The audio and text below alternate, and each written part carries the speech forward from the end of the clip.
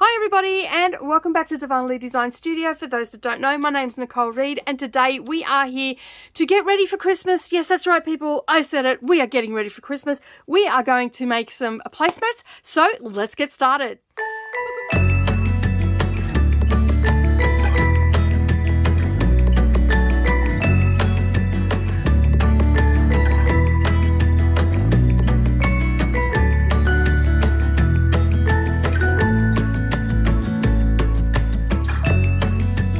Good morning or good evening everybody and welcome back to the channel. Thank you so much for joining me today. I do appreciate you being here. As I said in the intro, we are going to be making some placemats and this is for our Christmas table. I know, I'm already mentioning the C word, Christmas. All right, so these are going to be super quick and super easy to make. Anybody can make these. These are any skill level. I'm going to take you step by step through it. I'm going to show you how to make your template as well, so it makes it so much easier, so you can make it to any size that you want.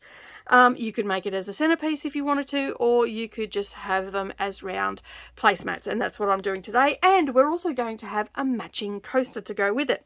All right, so what are you going to need today? You're going to need a backing fabric. You're going to need a pretty fabric. Okay, this is a great opportunity to dive into your fat quarter and make your table. You can make it nice and scrappy, or you can have it all different sorts of Christmas themes. So if you've got like a fat quarter pack that has all Christmas fabrics in it, you can have some different ones. And you can, just because I've got plain on the back doesn't mean you have to do that. You can have them with the pretty fabric on the back as well and make them reversible. All right, so the size of our template, well, that will wholly solely depend on the size that you want to make them, but I'm going to be making a 14-inch one because I find that to be a good size for the plates that I have. It's sort of a happy medium because I've got some really large plates and then I've got some smaller plates as well. All right, the other things that you're going to need apart from your fabric is you're going to need some Shapeflex 101 or your favorite woven interfacing that you like to use. So you've probably got some in your stash, but Shapeflex 101 is my favorite, and I will leave a link down below where you can get some of that. The other product, and I don't think we've used this on the channel, not recently anyway, the other product that we're going to use today is another Pellon product, and it is called Deco Bond. That's right, I just had a mind blank then. Because there are so many interfacings that I use, I have to make sure that I'm telling you the right one. So this is a Deco Bond, and it is a heavy interfacing, and it's perfect for this. It's not too bulky, it's easy to sew through, and it is also fusible, so it makes it super easy.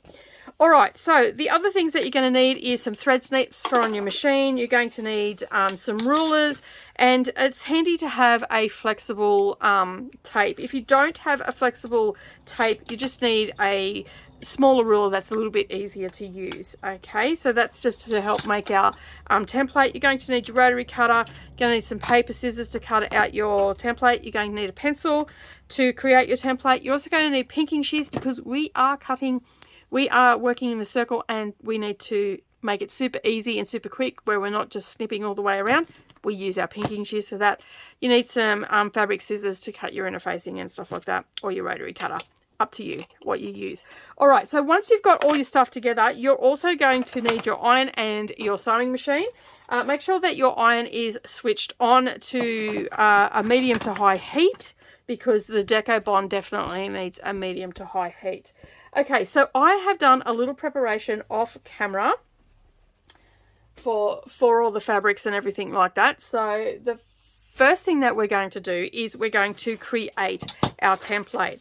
And how do we do that? Super easy. We grab our rulers, okay, and I am just going to grab my large square ruler to make it super easy. And we're going to create our template for our 14-inch one. So basically all I do is put my ruler around the right way, place my paper down, get my pins out of the way. Oh, you also need some wonder clips too, but that's sort of a given. You'll see them getting worked. Okay, so what I'm going to do is make my measurements for 7 inches. Actually, I'll just go a smaller ruler. It's a bit easier to see then.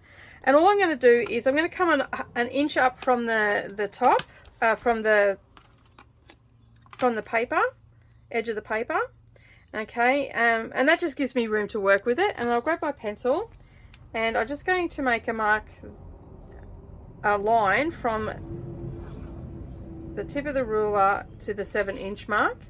Okay, and then I'm going to come over here on this side, and I'm just going to line the bottom of my ruler up on that line I just marked, and then I'm going to draw a line to the 7-inch. Okay, so essentially you've created a right angle there. Okay, and this is where our flexible tape measure comes in handy. So we're going to place on the 7th, that point that we've just got here where the two lines join. Okay, we're going to place our 7-inch mark on there, and we're going to slowly move it around. And the reason I like to use this is because it gives me a little flat edge. My fingers are not working today. And it gives me a nice little flat edge where I can just draw a good dash line all the way up to this one. Okay, and I just do that all the way along, and I move it about 1/2 inch each time, and then I just use the flat part of this is just going to give us a bit of a guide. Make sure that you're not twisting your tape measure and it's sitting nice and flat. You'll know if it's not sitting flat because you'll have a dash that's in a little bit, but that's okay. We can play around with that as we go. Okay, and I'm just going to keep doing that all the way around. Okay, and then all I'm going to do is I am going to just join those lines. Okay, I just sketch it in. Okay, and make sure that my line's going through that. All right, so once you've created that, then you're going to cut that out, and up in this corner here you're going to create your 2.5 inch one. So again, we do the same thing again. We find our 1, 2.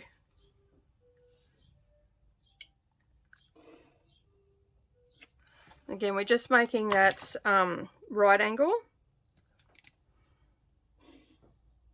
And again, you'll do exactly the same thing. All right, so I've already cut mine out, and then you'll just cut on that line for both of them. Okay, so once you've got your template cut out, you can see I've got my templates here. The next thing that you're going to do is you're going to prep your fabric. So you're going to cut of your backing fabric a 14.5 inch square. Okay, and that's for both lining and your fancy fabric. And then for your coaster, you're going to cut a 6-inch square in both lining and also in the fancy fabric.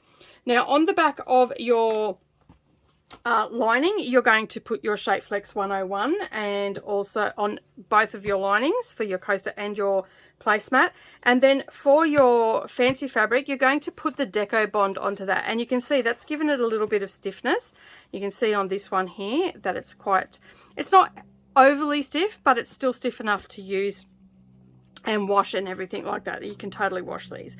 Okay, so basically what you're going to do is you're going to iron that on, and to know which side is the side that you need to put onto the wrong side of the fabric, it is shiny, and you'll need a medium to high heat if you're using the Pellon. If you're using something else, such as a fusible fleece or something like that, which you can use, make sure you reduce the heat down on that because it's going to shrink in on you. Okay, all right, so once you have got all of your fabrics prepped, the next thing that we're going to do is, and I'm going to do this on the lining for the first one, the first thing that we're going to do is we are going to fold it on itself with the wrong sides touching and in half to create a rectangle, and then we're going to take one end and fold it in on the other end. Okay, give that a really good press because it's a lot easier if it's pressed, it doesn't move on you.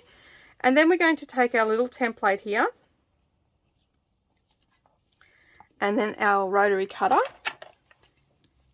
and I just gently and slowly go around the template without cutting the template, and essentially you're going to get this little piece that has now got a circle in it, so that you can discard that.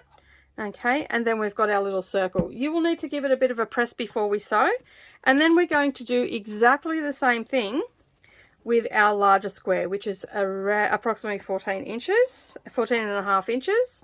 Okay, and then we fold that onto itself, and as you can see, I've done this a little bit off camera with all the interfacings and everything, because I think by this stage most people, when they get their interfacing, they come pre-packaged and all that sort of stuff, and they've got all the instructions, and every interfacing is got different instructions. So it's really good to just read those instructions and make sure. Like for the Deco Bond, I'm giving you the what you need to use, and the same as the Shapeflex 101, you can use a medium to high heat on that as well without any issues. All right, so for our lining fabric, we just grab our larger template and we place our straight edges on the fold. Okay, make sure that it is on the fold. I don't think I mentioned that with the other one. Okay, and then we're just going to hold that in place. If you're a little bit nervous about holding it in place, then just place a couple of pins there, but just make sure that our straight edges haven't moved off our fold at all. And that's why I sort of just eyeball it this way. And I just take my time, go nice and slow, readjust as I have to, and I just, without cutting into the paper, I just use that paper as a guideline to get my curve. Okay, then we can get rid of that. All right, so now we have our circle for our backing and of our placemat, and you can see that's a pretty good size.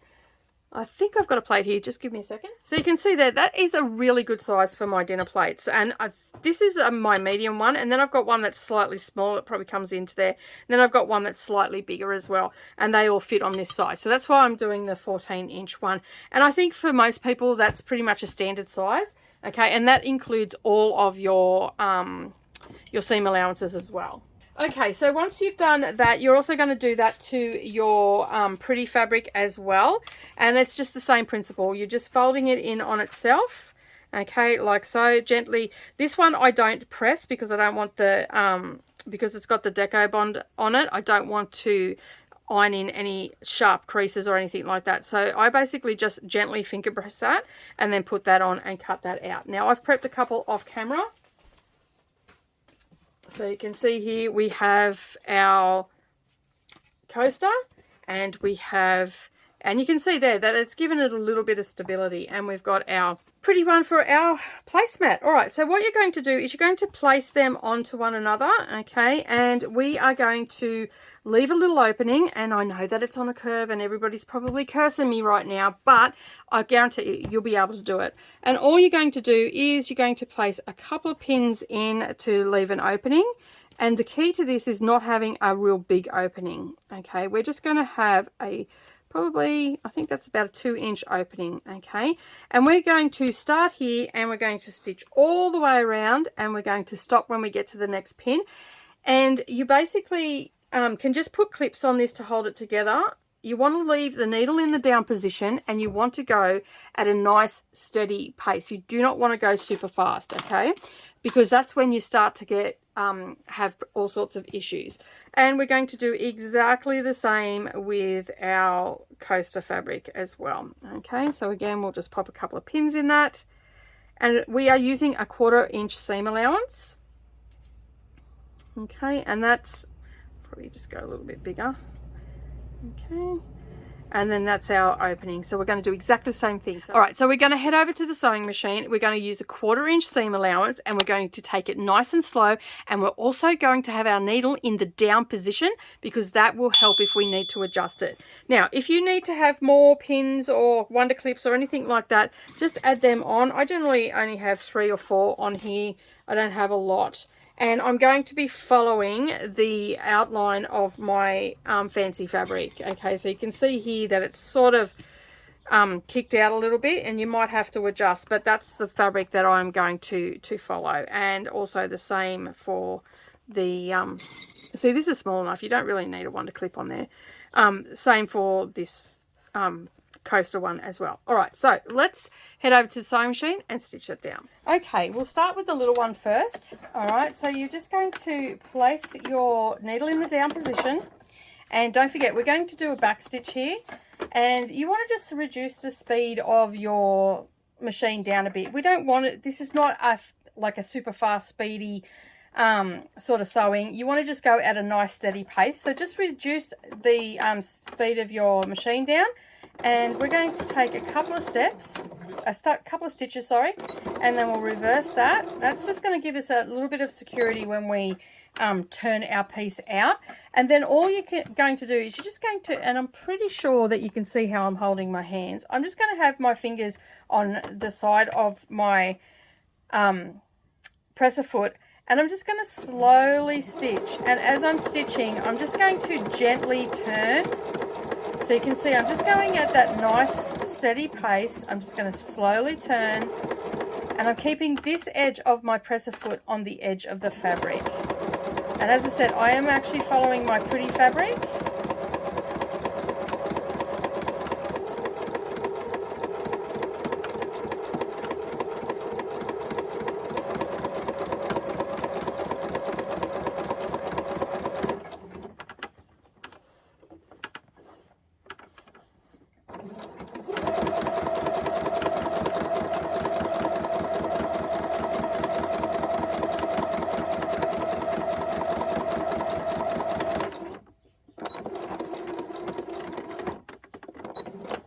Okay, so we've done that now.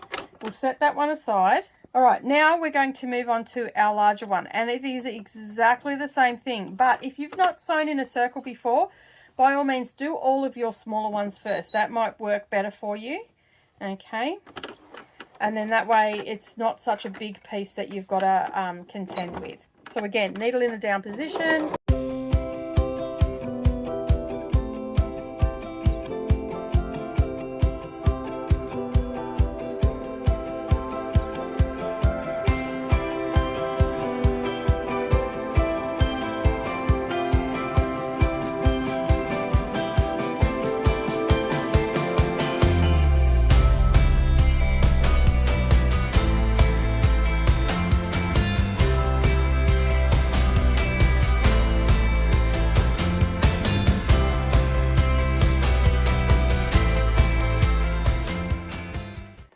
So we've stitched those down, and as you can see they're all done. And now what we're going to do is we're going to get our pinking shears, and we are going to trim off our excess. About the spot where we haven't sewn, we're not going to trim there.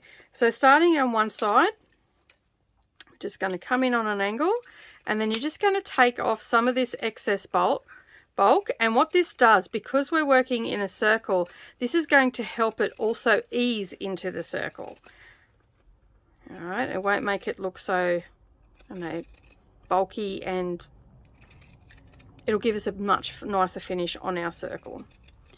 Okay, and then we're just going to pop that up, and then we'll do exactly the same on our placemat as well.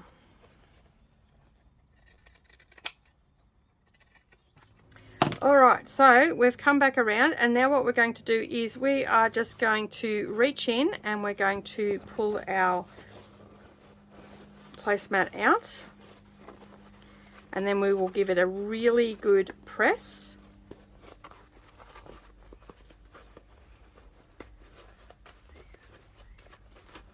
I always struggle to show that on camera when I'm turning it out.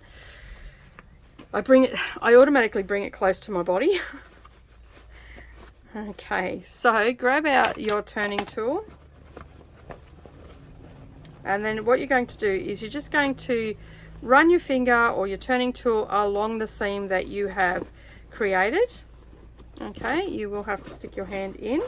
So grab your poking tool and just pop that in and run that along just gently. You don't want to push it out through your seam, and you just want to get those seams to roll out. And as you can see, it starts to just go really nicely in the circle because we've pinked those edges. Now if you don't have pinking shears, you will need to make little notches all the way around. Unfortunately, that's just a step that you cannot get out of. Okay, and I'm just going to run that around.